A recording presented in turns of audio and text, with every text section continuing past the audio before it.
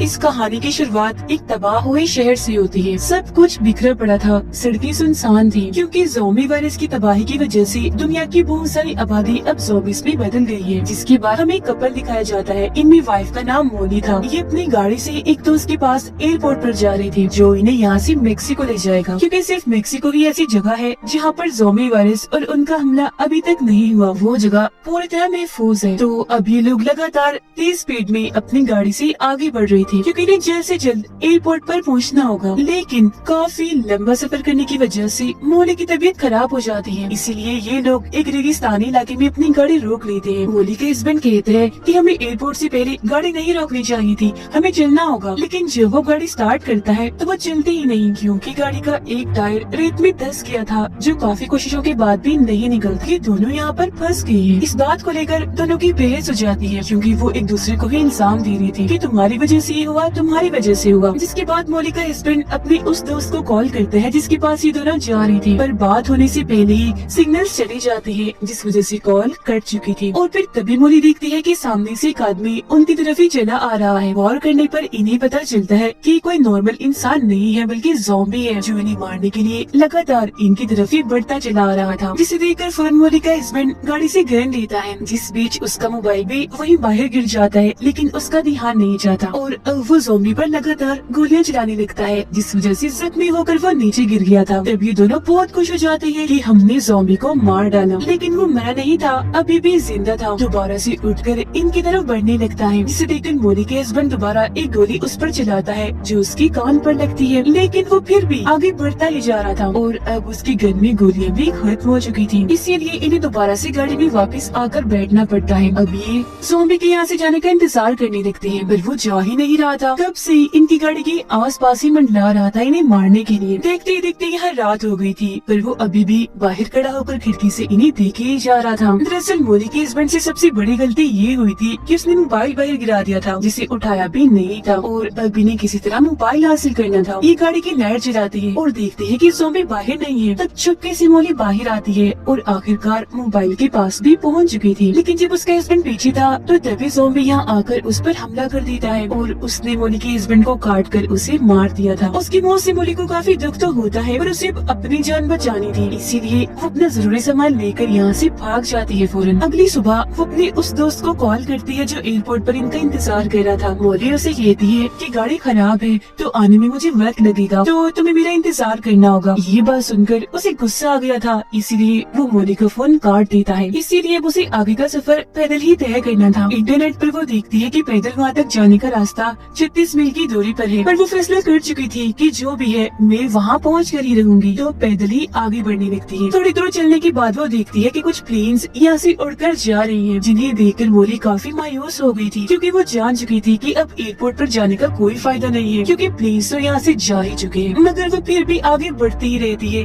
रात को एक जगह पर आग जलाकर बैठ जाती है, जिस बीच अपने बेटे को भी याद कर रही थी और इसी ख्याल के साथ उसकी आंख लग जाती है। जिस बीच तभी वो ज़ॉम्बी दोबारा यहाँ आकर मोली पर हमला कर देता है। इसीलिए वो अपना सामान उठाकर पहले ज़ॉम्बी पर हमला करती है और फिर वहाँ से भागकर एक चट्टान के ऊपर चढ़ जाती है जहाँ वो नहीं आ पाता।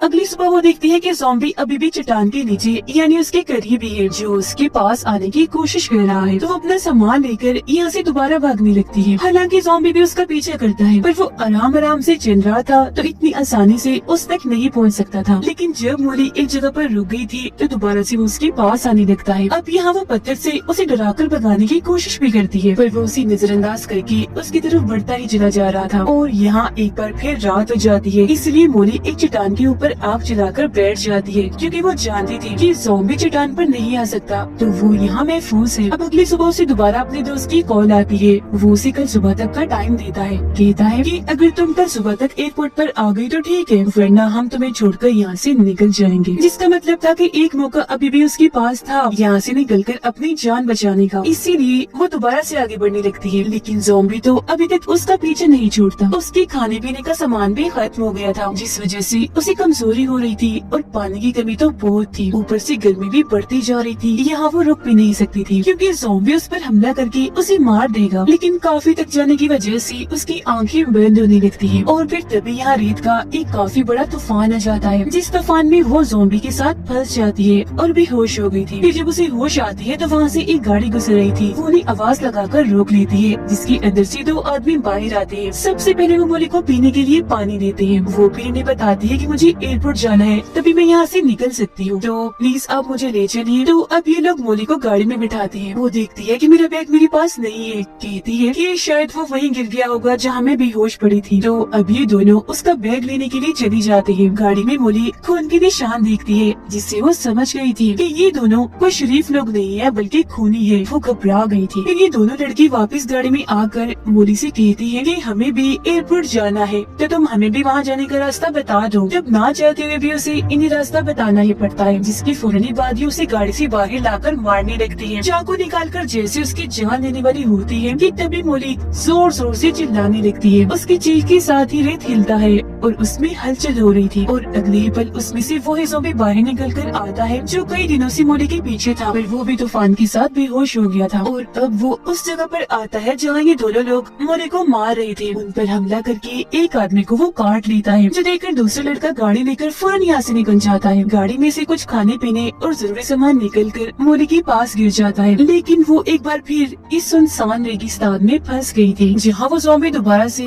इसकी तरफ ही आ रहा था, जिसे देख वो सोच में पड़ जाती है कि क्या मुझे ज़ॉम्बी पर यकीन करना चाहिए या नहीं, क्योंकि आखिर ज़ॉम्बी ने उसकी जान बचाई थी। लेकिन ये भी सच है कि आखिर वो है तो एक ज़ॉम्बी ही। अब मोली के पास यहाँ एक कश्ती भी थी जो उस गाड़ी में से ही गिरी थी, जिसमें सामान रखकर वो उसे घसीट रही थी। पर थकी होने की वजह से रस्सी उसे खींची नहीं जाती, इसीलिए अब वो ज़ॉम्बी पर भरोसा कर ही लेती है। उसके गले में कश्ती की रस्सी डालकर उसमें सामान रखती है, जिसे खींचकर ज़ॉम्बी आगे बढ़ रहा था, तो वो भी उसके साथ साथ आगे बढ़ती रहती है। उसकी यहाँ एक किस्म की ज़ॉम्बी से दोस्ती हो गई थी। वो उसे अब अपनी कहानी सुनाने लगती है कि पहले मैं एक डांसर हुआ करती थी। मेरी बहुत ही छोटी उम्र में शादी हो गई, जिसके बाद मेरा बेटा पैदा हुआ। लेकिन क्योंकि मैं उस वक्त उसकी देखभाल नहीं कर सकती थी, इसलिए मैंने अपना बेटा अपनी बहन को दे दिया। मेरी बहन ने ही उसे पाल पोस कर बड़ा किया और आज भी वो वही है। मैं उसे बहुत याद करती हूँ। वो फैसला करती है कि मैं अभी ज़ॉम्बी को ट्रेन करूंगी, सब इसे सिखाऊंगी। अगर इसने मेरा कहा माना तो इसे मैं अपने साथ ले जाऊंगी, और अगर नहीं तो इसे यही रेगिस्तान में छोड़ दूंगी। लेकिन वो ज़ॉम्बी तो उसका सारा कहना ही मान रहा था। तो अभी लोग आगे बढ़ते हैं और मेन रोड तक आ गई थी। मोली गाड़ी के आने का इंतजार करने लगती है ताकि यहाँ से निकल सके।